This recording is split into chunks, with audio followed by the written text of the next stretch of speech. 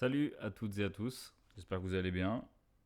Moi ça va, j'ai pas grand chose de nouveau dans la vie, pas grand chose de pertinent à ajouter au journal, je dirais.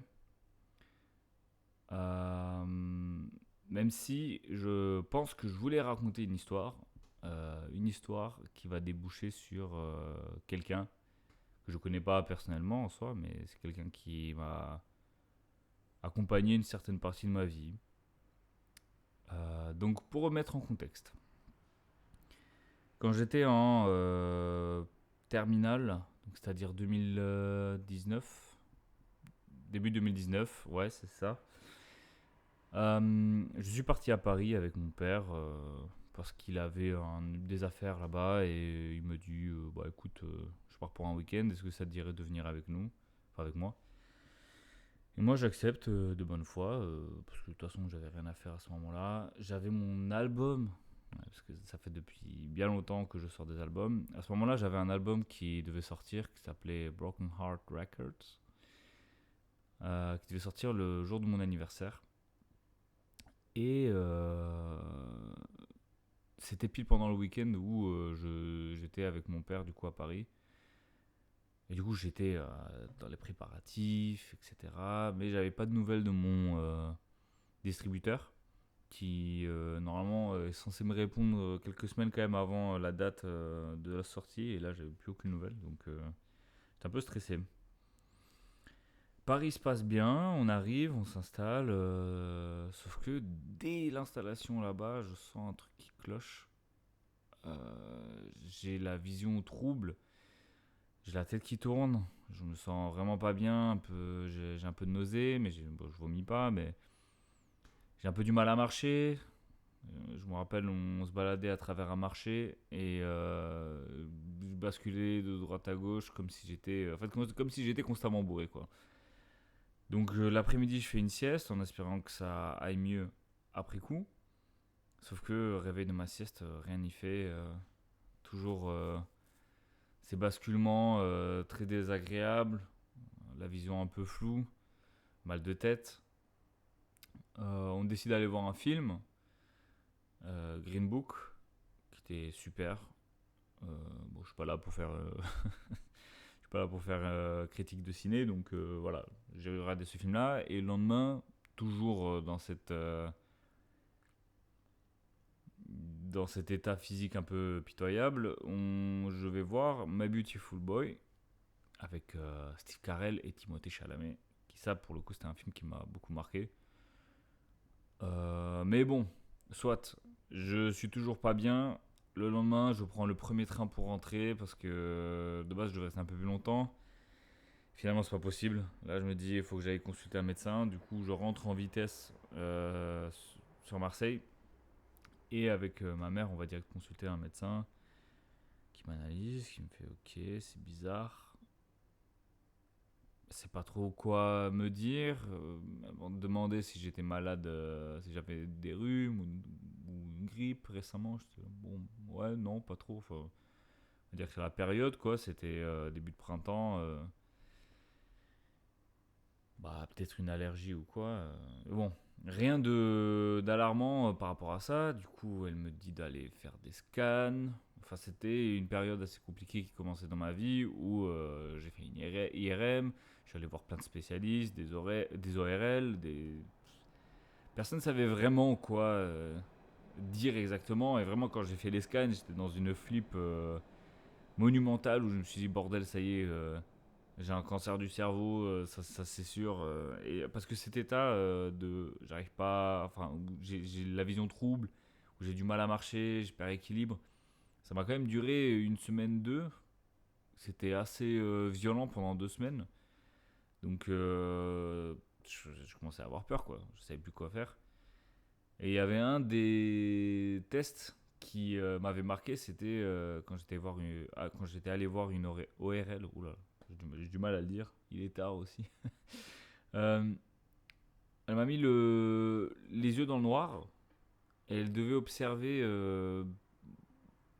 le mouvement de mes yeux, etc. Et en fait, elle avait remarqué que mes yeux dérivaient naturellement quand j'étais dans le noir. Ils dérivaient naturellement vers la gauche. Et je pouvais rien y faire. Et en fait, elle voyait mon regard essayer de se fixer de nouveau, et dériver, etc. C'était. Quand elle m'a dit ça, j'étais en mode. Enfin, j'étais un peu flippé, quoi. Je me dis, qu'est-ce qui m'arrive? Je vais pas maintenir le suspense plus longtemps. Rien de grave, sinon je serais pas là à parler aujourd'hui. C'était une névrite vestibulaire. Donc, qu'est-ce que c'est? C'est quand un virus, moi, d'après ce que j'avais compris quand on m'avait expliqué, c'était que c'était censé être une grippe, mais naturellement, ça attaque plutôt le nez, la gorge. Et là, ça avait attaqué l'intérieur des oreilles et une partie du cerveau. Donc, il n'y a vraiment pas de chance, quoi. Elle m'a dit que c'était pas les cristaux qui étaient impactés, du fait que j'avais plus d'équilibre, mais c'était une partie de mon cerveau carrément qui avait débloqué à ce moment-là. Elle m'avait dit, là je parle à l'aide de mes connaissances et à l'aide de mes souvenirs, hein. Elle m'avait dit que normalement j'ai deux fonctions dans le cerveau qui s'occupent de l'équilibre. Il y en a une, elle est un peu bousillée, donc il va falloir que je fasse gaffe à l'avenir. Comme si je faisais gaffe de ce que j'allais choper au cerveau. Donc, petit soulagement, je me dis ok, c'est bon, je vais pas mourir. Enfin, j'espère. Et on me prescrit 2 à 3 mois de rééducation pour réapprendre à marcher. Enfin, je savais marcher, hein, ça n'avait pas de problème. Mais c'est vrai que j'avais perdu vachement mon équilibre, mes capacités d'équilibre. Moi qui me considérais, quand j'étais assez jeune, de quelqu'un d'assez sportif. Niveau gymnastique, je m'en sortais bien. J'allais souvent faire des pirouettes dans les calanques. Je sautais de, dans les parcs de trampoline, etc. Donc normalement, j'avais aucun problème avec ça. Et là, qu'on me dise, ouais, bon, bah, c'est un peu foutu là, cette partie-là. Donc j'étais un peu dépité. Plus 3 mois de rééducation, donc ça m'a un peu plombé l'ambiance. Je me rappelle, deuxième moitié de ma terminale, c'était vraiment pas une période joyeuse. Parce que même, j'allais 2 fois par semaine chez le kiné pour m'apprendre à marcher, quoi. Donc super.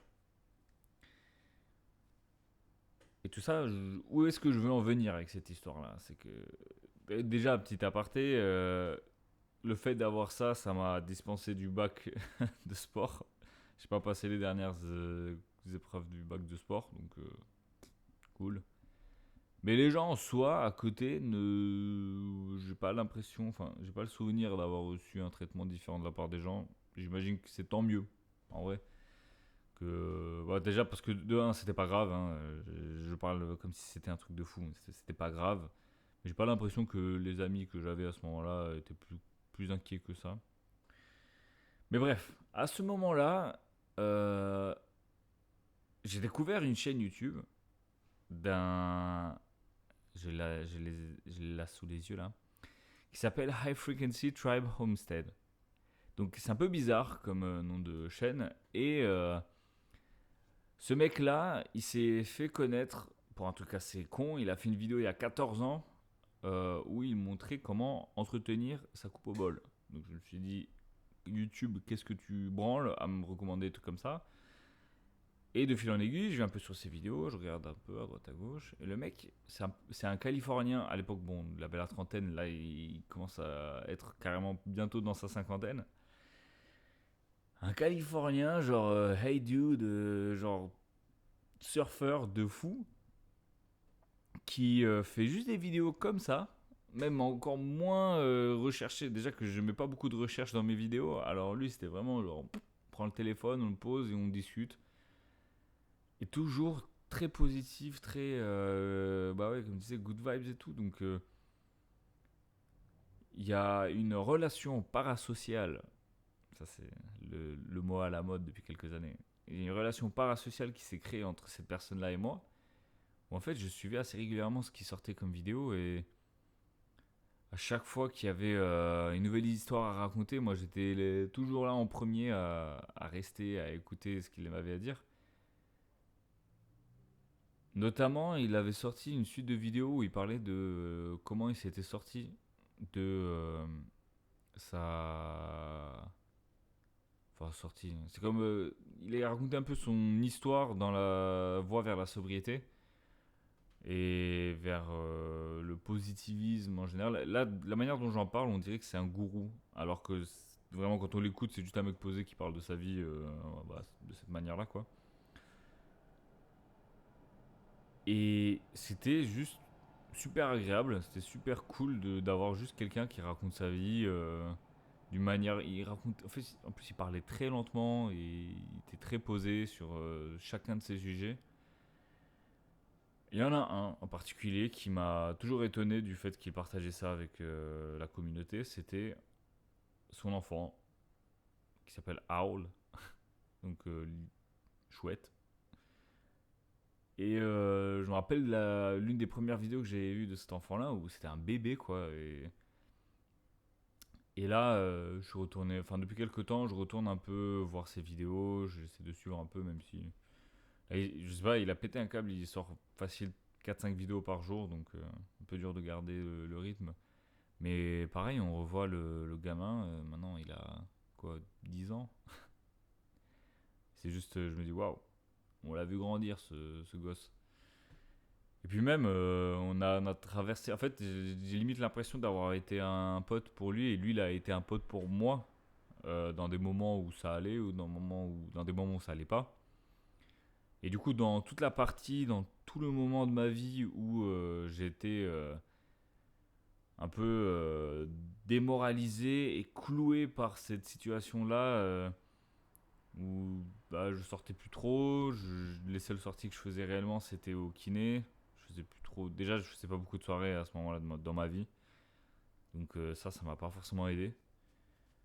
Et avoir ce pilier-là à côté qui pouvait toujours me rassurer dans des moments où ça allait pas, c'était cool quoi. Et il y avait une phrase à un moment donné qu'il disait dans une de ses histoires. En fait, il raconte du coup sa voie vers la sobriété et il dit que les premières semaines, premiers mois, le début est toujours compliqué. Et il était charpentier à ce moment-là en Californie. C'était la chaleur, c'était le bordel quoi. Et il a pété un câble à un moment donné dans son travail et il a appelé son tuteur. Enfin, vous savez, les tuteurs dans les alcooliques anonymes, etc. Il appelle et il fait HALT. HALT. H-A-L-T. Et c'est un acronyme pour si t'as l'une des lettres qui est cochée, arrête tout ce que tu es en train de faire, pose-toi 2 secondes et règle ce problème en premier. Il me semble que H c'est hungry, euh, A c'est angry, euh, L c'est. Je sais plus. Et T c'est thirsty. Putain, je sais plus ce que c'est L. Mais en gros, c'est 4 lettres où si t'as un de ces problèmes-là, faut que tu t'arrêtes complètement. Tout ce que tu fais, tu l'arrêtes et tu règles ces problèmes-là avant tout. Et après, tu peux reprendre le cours des choses. Donc, en vrai, c'est un peu un mojo. Enfin, je parle de mojo alors que je sais même plus exactement ce que ça veut dire. Mais en gros, si t'es affamé, énervé, fatigué ou assoiffé, c'est-à-dire pratiquement genre juste les besoins et les émotions basiques de l'humain, si tu ressens ces choses-là, faut que tu t'arrêtes immédiatement ce que tu. Faut que tu arrêtes immédiatement. Oula. Faut que tu arrêtes immédiatement ce que tu fais pour régler ce problème-là. La preuve, là je suis fatigué. Je pense que